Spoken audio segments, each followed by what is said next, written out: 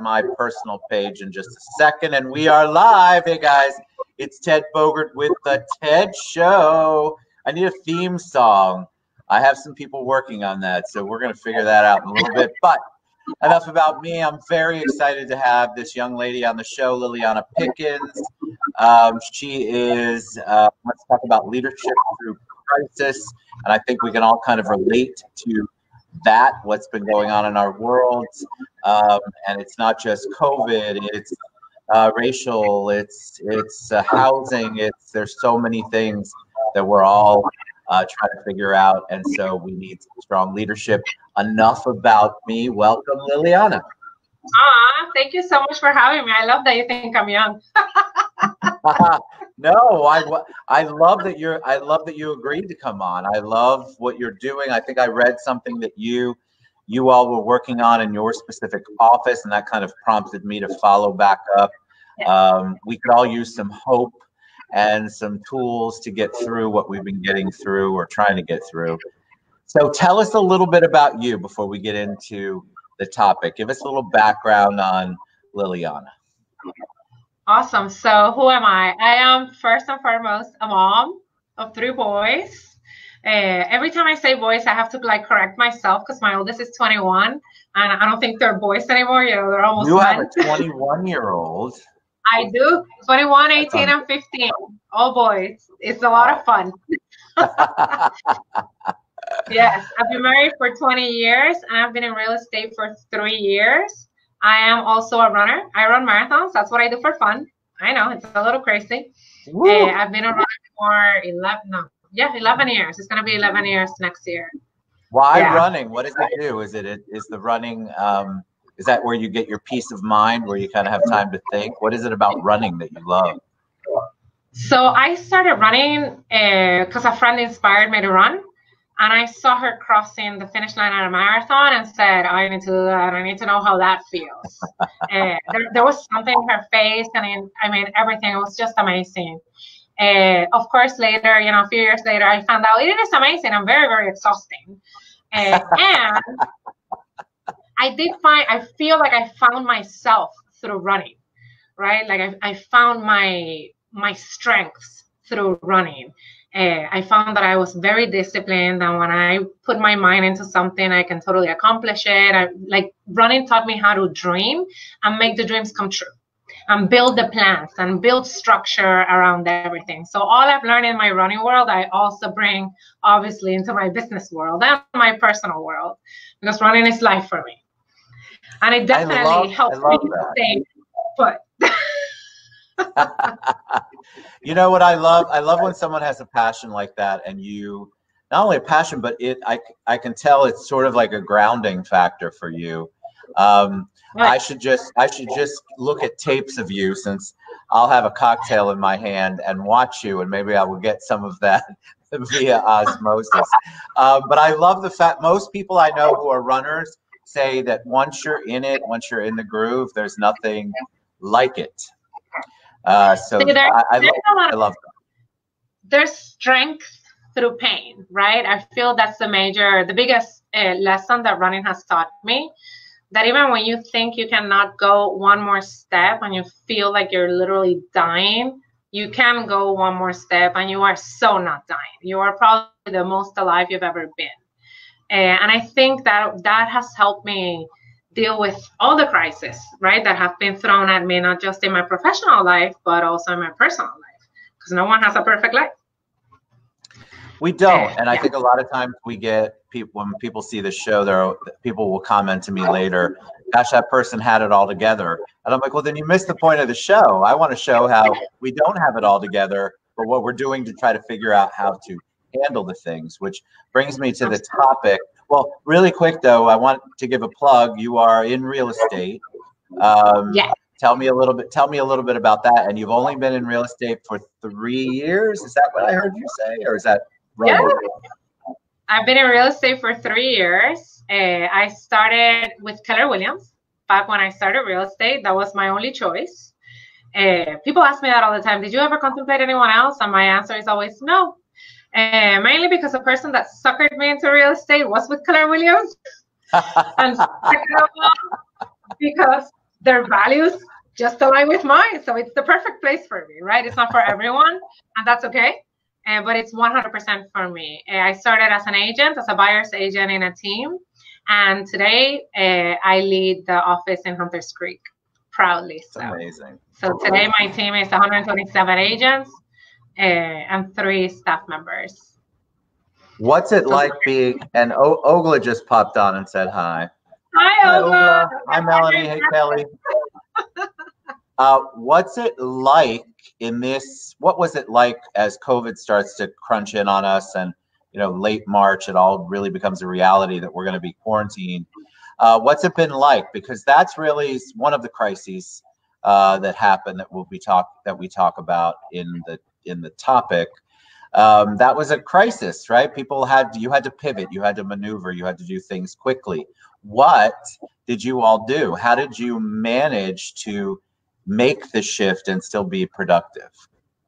I love this question, Ted, because I started this position, end of March, and 2 days later I had to close the office and had to create relationships with a new team virtually. So the only way my team knows me is how it's through a crisis, right? Which I think was the best thing that could have happened to me, because they knew that they could rely on me and use me as their support through this time. So one of the first things that we did was immediately go into our agents' financials. And we were starting to ask questions about how much money are you spending? Are you seeing return on investment? Is this necessary, or is this a luxury? And we went through this not only on their business side, on leads and whatnot, but also on their personal life. Like, is Disney Plus really, really important? I lost that battle at my house. Apparently Disney Plus is important. I was very happy when Hamilton said that they were going to come, and I was like, oh my God, thank God we didn't cancel that. And we had to get our agents to be the most profitable as quick as possible, right? And that was cutting expenses. So the first exercise was to cut expenses for them. We immediately plugged into coaching that we are so lucky to have. Actually, it's open to everyone. It's every morning at 8 o'clock from 8 to 8:20. One of our coaches, our national coaches, goes on his Facebook page and he coaches us for free for 20 minutes. Nice. So it was a lot of mindset and mainly help them focus on the things that they could control at the moment. Then April rolls around and, schools are not going back. And now you have this whole problem of kids at home, parents need to work. How do you lead generate when the 5-year-old, is asking for food or TV or whatever it is, or you have to sit down and explain geometry, while you're working. I mean, this was the reality of our agents, as I'm sure it was the reality of most people watching, quite possibly. Right. So as a leadership team, we had to look at what was happening and just say, okay, who needs a tailored schedule? And for weeks, we were sitting down with people, tailoring down schedules just for them. Because what lead generation looks like to someone like me, it's totally different. My lights go off. It's totally different than what it looks like to someone that has a 5-year-old or a 10-year-old at home. So we had to be very, very intentional and specific and pivot very quickly, help them pivot, right? If I don't have their backs, or if our leadership team doesn't have our agents back, then what's the point of them being here? Well, I agree. I mean, I think that's why your topic is so important. Leadership really shows whether it can shine or not when there is a crisis, when Absolutely. We're facing so many different challenges. I mean, it started with COVID. That was just turned everyone's world upside down. And my leaders, I'm so blessed to work with leaders who just shifted and pivoted immediately, and it felt like there was no bump in the road. But I have seen alleged leaders in other companies or other industries, and their leadership isn't so good, and you can tell the morale is bad, the productivity is bad, and that impacts all of us in our community in some way. I'm a people person, and I love the energy of people. So for me, it has been a big challenge to do this virtually, but we have built amazing virtual classes and virtual masterminds where they have been, our agents have been very, very engaged in. And even though now we're in our office, we're still giving classes in the office, but most of them, they're still not comfortable coming out, but they're still plugged in and engaged because now they're connected. Now we're a few months later, their businesses are soaring. I mean, we closed in July. We are bound to close twice as many deals as we did in June, which is amazing. Yeah, how does that happen? Let's give them a little if you can throw one or two secrets in there, and I'm sure that they're just real natural secrets because there really is no secret anymore. What do you do different though? I think you'll have people go, gosh, my office like that. What are you doing differently with your agents that you think is allowing them or helping them reach those numbers? It's accountability, and it's keeping them focused on task and time on task.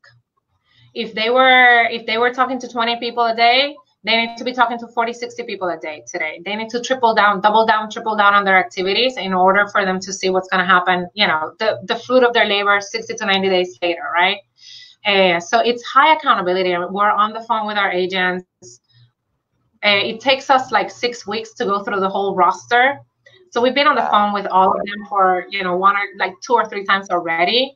And again, we stay very connected through Facebook. We have our own Facebook group page, which is too active sometimes, but that's how we're communicating. That's how we have to communicate. We have brought classes that are going to help them adapt to not just understanding the market of today, but also understand the market that's coming, because they need to start getting empowered with that. On our last team meeting of the month, we have 2 team meetings a month, and on our last team meeting, we're constantly discussing the market. We take the statistics from the MLS and we put them out there, and we ask, what do you see? What are the trends? What do you see happening? If someone comes and tells you, oh, I'm gonna wait to buy, or I'm gonna wait to sell, how do you battle that objection? And we practice this. You're giving them real tools. You're giving them real tools to address the things. I think that's so important. I want to talk a little bit about the market, because I think there are people who are in our industry who don't even like to talk about it. And I think that's a mistake. So you're up there, you're showing them what the market is, so you can best empower them to answer those questions. And because there are people who are on the fence, the consumer gets a lot of misinformation out there, and it's very confusing, on top of being scary from a job perspective, furlough perspective. So I love that you're doing that, but tell us about the market. What are you seeing right now? What are you seeing in the market? Because there are people in our industry who are, the sky is falling, the market's terrible. There are people who are excelling right now and have continued to excel. And what are you seeing? So what we see in the market is the following. We have to be resourcefully realistic, right? When it comes to talking about the market, I'm not going to be overly optimistic, and I'm not going to be chicken little, because the numbers are the numbers, and we're here to interpret the numbers. And so what we're seeing is that the average sales price in the Central Florida area is rising. It rose 6% from May to June, and compared from June 2019 to June 2020, it rose 8%. Wow. So it is a good time to sell. We're still seeing very, very little inventory out there. And if we have agents that are watching that are dealing with buyers, they're probably feeling a lot of pain on multiple offer situations. Why? Because it's a great time for buyers to buy too. Even though there's no inventory, the interest rates are ridiculous. So people want to buy. Yeah. Yeah. We've been so busy. I think that's the thing that people, if you listen to mainstream media, no matter which one you listen to, it's very, again, chicken little, the sky is falling. And on the mortgage side, the rates are just so ridiculously low, and it continues to be such a positive market. But if you watch the news and all you do is watch the news, then you're going to hear a lot of the opposite. And that's today. I always tell our agents, we got to look in 30 days, right? In the next 30 days, we're still going to be in a good, heavy seller's market, right? And healthy for the sellers. They're going to be selling very quick at a very high price. Buyers are buying at a higher price, but with very, very low interest rates. So, you know, it kind of balances each other out. However, the market that's coming, it's not going to be that, because we cannot ignore the fact that there's 30% of Americans that did not pay their mortgage last month. Right. And what's going to happen when they have to pay back that forbearance? Do they even know how they're going to pay that back? Do they know that that's going to be either a one-time lump sum or little by little every month, and now their mortgage payment is going to increase? I mean, you know more than that than I do. But as an agent, are you empowering yourself, right? Is your leadership team empowering you to have these conversations? Because you have to come from contribution, right? I mean, that's our number one belief. We can save people. We can save people from foreclosure and from affecting their credit if they sell their house before they have to pay this back, right? Right. Tell me about, so industry-wise, and you're just a little delayed, so if it seems like I'm interrupting you, I'm sorry, because I hear you talk after. I apologize. Industry-wise, I think people just need to pay attention to a professional like a Liliana, an Ogla, anybody out there. Do your research, but do your research with a professional. I want to talk about something that you all are doing in your office, which is what prompted my initial reach out. With everything going on, you all have become kind of a hub for diversity programming and diversity amongst your agency force, your teams. Talk about that, because that has it. You've always had it. I think that you all have always been accepting of diversity, and inclusion has been very important. But you've really gone the extra step, the extra mile. What's going on? Well, I'm not gonna give you a lot of that, because there's someone else that's in charge of all of that, and she'll come to the show eventually. But I'm going to give you the preview of it. Okay? Can I give you the cliff notes? Please tell us. Awesome. Give us the cliff notes.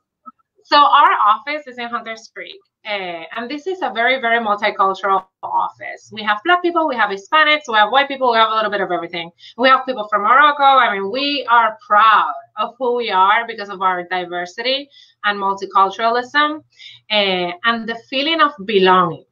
For me, that is the biggest deal in this office. It's inclusion and it's belonging.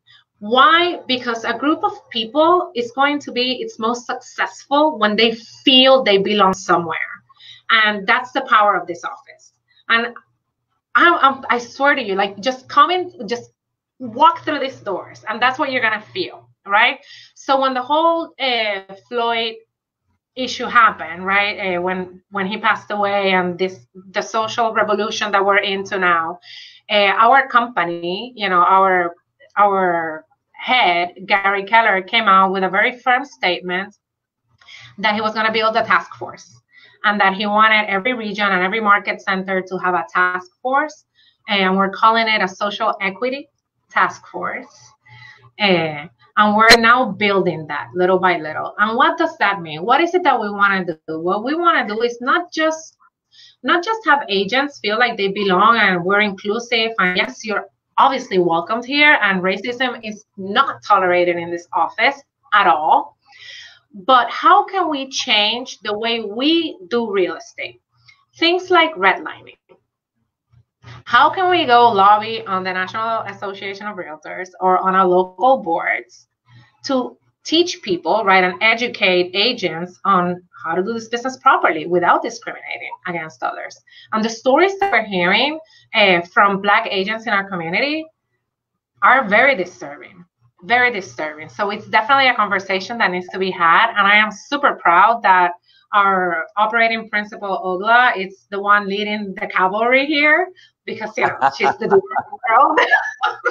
She leads the cavalry for sure. Yeah, I think it's I mean, kudos to you all for bringing light to that and making that part of the fiber of your office, of your company. I just think it's so critical. Any company that's not addressing diversity and inclusion is missing the boat. And I think that you're right. The social revolution, the social equity is so important. There's just so many crazy issues that are out there that our friends are going through that a lot of times the corporations are too big to even recognize. So big kudos to you guys for doing that. You know, it's a blessing, and I'm just grateful that I'm in the right place at the right time to make these changes happen, because it's not just about talking the talk. This whole task force is going to be about implementing. This is going to be about action. How are we going to go into our communities? You know, not just lobby on the boards, but what are we doing with our youth? How are we going into communities that are not in a good social standpoint financially, and empower them and talk about money, and how can we, you know, just make them better for the future, right? Like these kids, no one's talking to these kids about money. No one's talking to these kids about investing in real estate, because you don't know what you don't know. Correct. You know? So I think it's gonna be super amazing to watch, and I'm just grateful that I'm in the right place at the right time, because sometimes in history you have to just stand in the right side of it.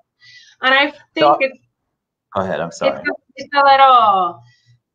It was a little unnerving for me to, you know, as a new team leader in this office, to stand in front of our team and say things like racism is not going to be tolerated in this office. I'm watching your Facebook post.